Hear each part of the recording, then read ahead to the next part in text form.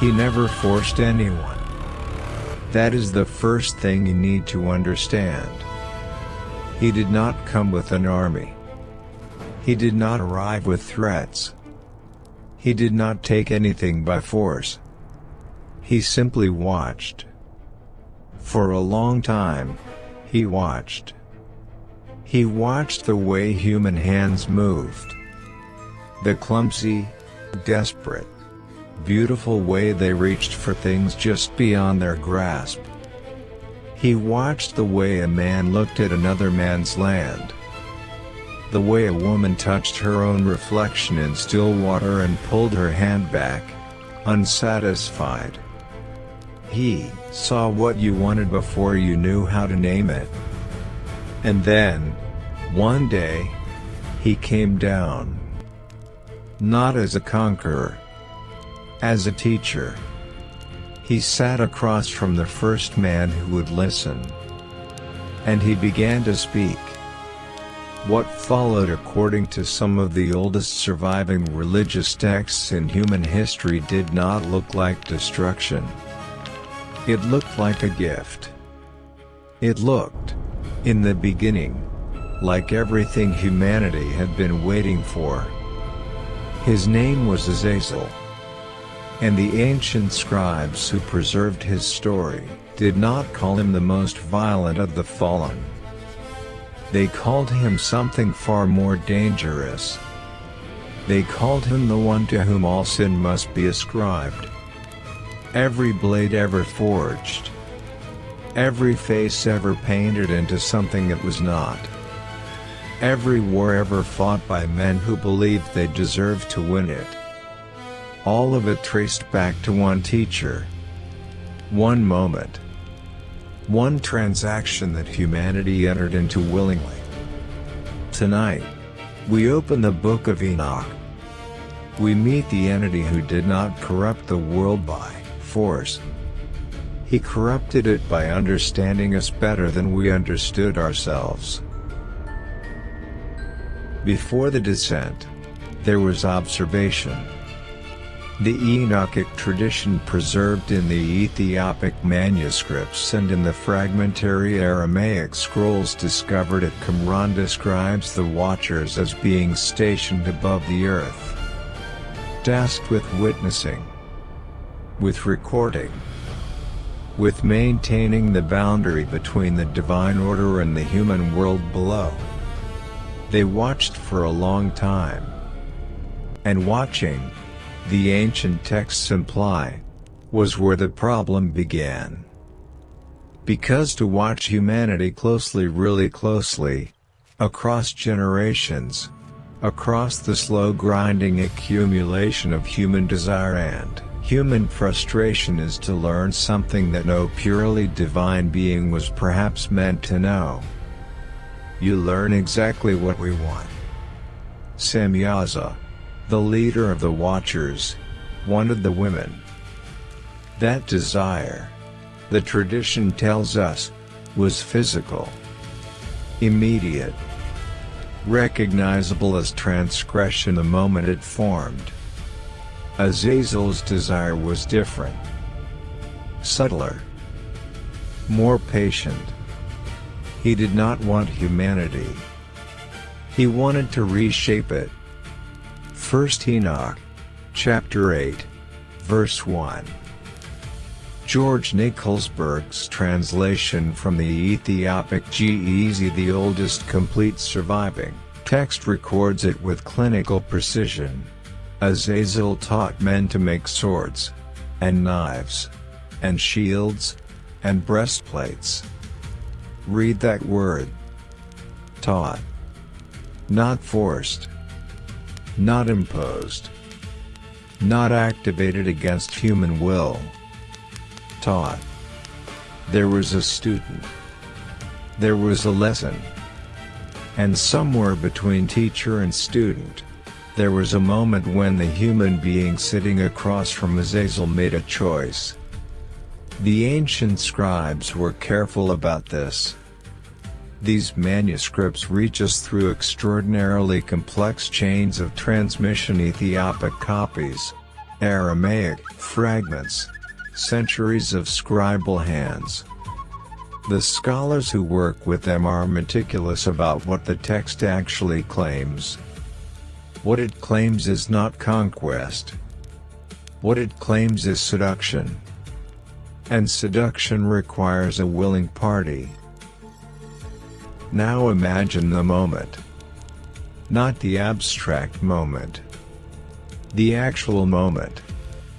A man's sun-darkened skin, hands calloused from a life of stone tools and raw struggle, sitting in the dust across from something that does not look entirely human.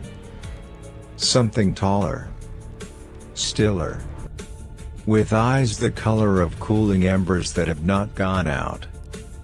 Azazel does not speak immediately. He places something on the ground between them. A blade. Not the crude, chipped flint the man has carried his whole life. Something different. Smooth along the spine. Sharp along the edge with a precision that does not exist anywhere in nature. Catching the light in a way that stone never does. The man reaches for it. He does not hesitate. That moment, that single, unforced reach is what the Enochic tradition is trying to make you feel. Because in the same verse, in the same breath of ancient accusation, Azazel does not stop at the blade. Immediately after the swords and the knives and the shields and the breastplates, the text turns. 1 Enoch 8:1 into 8:2, in close and deliberate proximity, introduces a second category of teaching entirely. Antimony. Pigments. The art of beautifying the eyelids. Ornaments that alter the face. The dyeing of garments. The slow, precise science of making oneself appear as something more than what one is. Two gifts. Same teacher. Same transaction. Now imagine a second moment. A woman alone at the edge of still water. She has looked at her reflection 100 times. 1,000. And every time, she has looked away.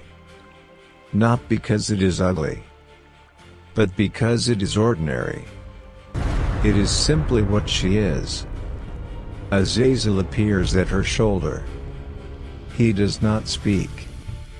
He places something beside her hand. Powder. Dark and fine, with a faint mineral shimmer. She looks at the powder. She looks at the water.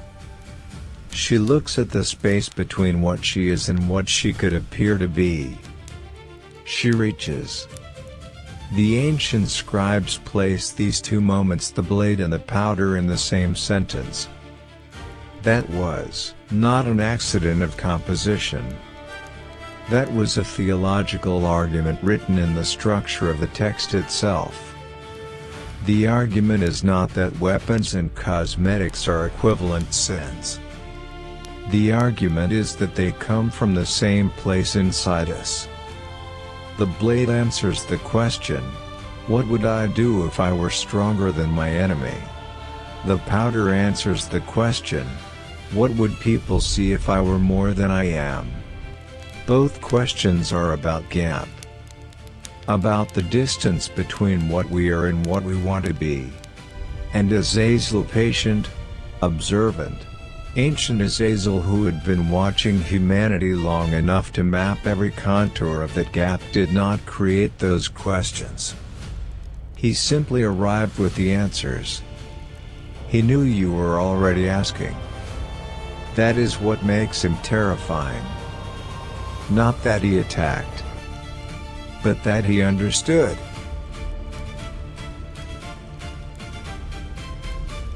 Here is where everything gets stranger.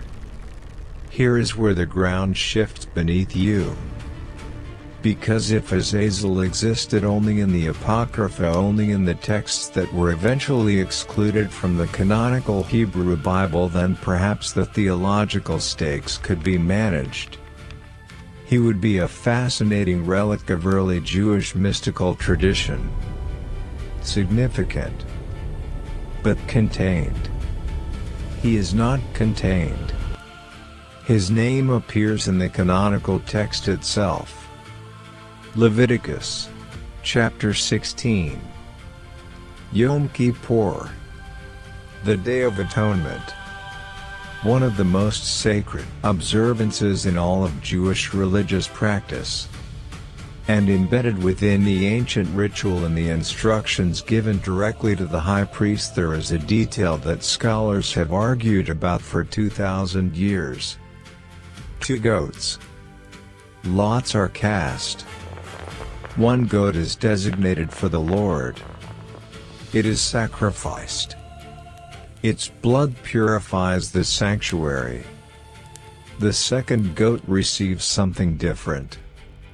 The high priest lays both hands upon its head. He speaks over it out loud, in the hearing of the congregation, every sin, every iniquity, every transgression committed by the entire people across an entire year. He loads the animal with everything. And then he sends it out into the wilderness. The Hebrew text says he sends it la-Azazel. To Azazel. Those 2 words have occupied scholars for centuries, and the debate has never fully resolved. There are 3 serious positions, and each one leads somewhere different. The first, Azazel is not a name at all. It is geography. Ancient roots meaning a precipitous cliff, jagged, desolate, uninhabitable. The good is sent to a place of absolute wilderness. The ritual is removal. Sin expelled to the farthest, most barren edge of the known world. The second, a linguistic compound, the goat of departure. The scapegoat. The animal that carries away. Not a location. Not an entity.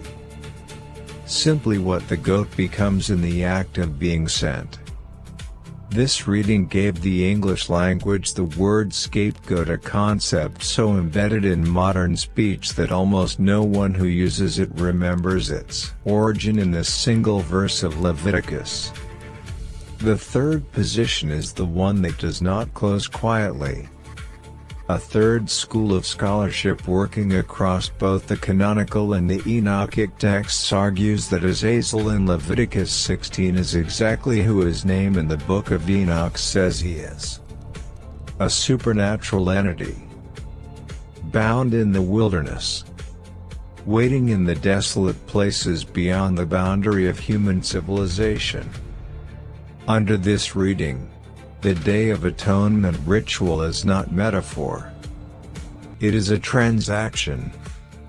The sins of humanity loaded onto a living creature are sent back, returned to the source the ancient tradition believed they came from in the first place. The blade goes back to the one who forged it. The powder goes back to the one who offered it.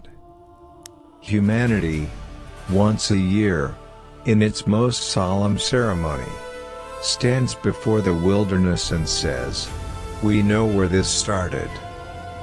No consensus has ever been reached. The scholars who work with these texts are honest about that. What we can say is this: the word is there. In the canon. In the most sacred ceremony of the ancient Hebrew world. And whether it names a place, a linguistic function, or a bound rebel waiting in the dark, the ritual that contains it is one of the most psychologically precise ceremonies ever recorded. The scapegoat walks into the wilderness. Something is waiting for it. The high priest turns back toward the city. and he does not look behind him. 1 Enoch, chapter 10. The divine verdict. The sentence is not handed to la-Azazel first. It is not handed to the Nephilim. It is not handed to the human beings who took the blade and used it, who took the powder and were changed by it. The sentence is handed to the teacher, to whom ascribe all sin. The ancient scribes knew exactly how radical that verdict was, and they wrote it anyway. Because here is what the Enochic tradition understood about Azazel that it did not fully understand about la-Azazel. La-Azazel led the descent. La-Azazel organized the watchers, bound them with an oath, brought them down to the daughters of men. The consequences were catastrophic. The Nephilim filled the earth, consumed everything, turned the world into a place of violence that the tradition describes as irreversible through ordinary means. But la-Azazel's transgression had a ceiling. He was present for his own crime. His damage required his presence to sustain it. When the ancient texts describe his punishment bound beneath the earth, in prison until the final judgment, there is a logic to it. Remove the source. Contain the spread. Azazel's transgression had no ceiling. He did not need to be present for his damage to continue. The first man who learned to forge a blade, he taught his son. His son taught the village. The village taught the next generation. And 10 generations later, a man sharpening a weapon by firelight had never heard the name Azazel, had no memory of a teacher with amber gold eyes, had no idea the knowledge in his hands came from somewhere outside the human world entirely. It had become infrastructure. It had become civilization. That is what the ancient scribes meant when they said to him, ascribe all sin. They were not being dramatic. They were being precise. la-Azazel ignited a fire. Azazel handed humanity the capacity to burn indefinitely, without him, long after he was gone. And here's the detail the text includes that most people miss. Azazel was not surprised by this. He had been watching long enough. He understood human nature with a clarity that no human being possessed. He knew, when he sat across from that first student and placed the blade between them, exactly what would happen next. He knew the man would reach. He knew the man would learn. He knew the man would teach others. He knew the knowledge would spread faster than any force in the natural world could spread, because it would be carried not by violence but by desire. Every man who wanted to be stronger than his enemy. Every woman who wanted to be seen as more than she was. Every generation that inherited the gap between what they were and what they wanted to be. He gave the knowledge to that gap. And the gap, ancient, universal, hardwired into the human condition, carried it forward forever. This is the question the modern world cannot escape either. Not the question of weapons. Not the question of cosmetics. But the deeper question underneath both of them. What is the responsibility of the one who transfers a permanent capability to a civilization that is not ready for it? Not the leader who deploys it. Not the soldier who uses it. Not the generation that inherits it. The teacher. The original teacher. The one who looked at what humanity was and decided, without authorization, to accelerate what it would become. The ancient tradition had a verdict. To whom ascribe all sin? Whether you agree with that verdict or not, the question it is asking is not ancient. It is the question of right now. 1 Enoch, chapter 10. The punishment. Azazel is to be bound hand and foot, cast into the darkness of the desert of Dudael, covered with jagged, heavy, unshaped rocks. The darkness will be absolute and without end until the final judgment arrives. Picture that. The entity who taught humanity to take raw ore from the earth and bend it through heat, through skill, through knowledge no human mind had generated on its own into the most precise, lethal, beautiful blades ever conceived. Buried beneath stones. Not forged stones. Not shaped stones.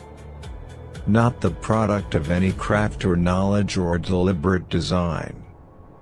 Just the raw, indifferent, unworked weight of the wilderness itself.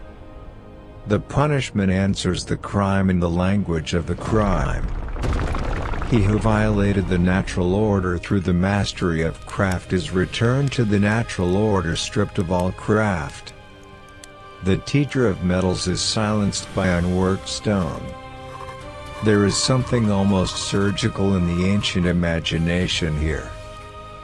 But the text does not allow you to feel satisfied. Because the very next image implicit, unstated, and therefore somehow heavier than anything the scribes wrote directly is the world above the desert of Dudael. Still burning. The forges are still burning. The blades are still being made. The antimony is still being pressed against the faces of women who look at their reflections and reach for the version of themselves they prefer. The wars are still being fought by men who were given, by their civilization, by their inheritance, by the chain of knowledge stretching back to one teacher at one moment, the tools to fight them. Azazel is bound beneath the rocks. His lesson is walking the earth. And it always will be. Because here is the truth the ancient text preserves that is almost impossible to sit with. He did not corrupt an innocent world. He found a world already leaning, already reaching, and he gave it what it was reaching for. The blade was wanted. The powder was wanted. The gap between what we are and what we want to be, that gap is not his creation. That gap is ours. It was ours before he arrived. It will be ours long after the final judgment closes. Azazel simply saw it clearly. And he chose to fill it. That is the betrayal the ancient scribes could not forgive. Not that he attacked us. Not that he violated us. That he understood us. Completely. Coldly. Without illusion. And used that understanding to change the world forever. He is beneath the rocks of Dudael now. And somewhere above him tonight, right now, a forge is burning. So tell me in the comments honestly, when humanity reached for the blade and the powder, were we the innocent victims of a cosmic seduction? Or were we willing partners who simply finally found the teacher we had been looking for all along? I want to read where you land below. If you want to trace the forbidden knowledge that still runs underneath the foundations of the modern world, subscribe. There is much more still to uncover.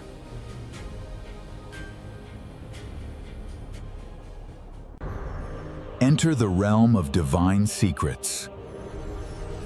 Welcome to Bible Confidential.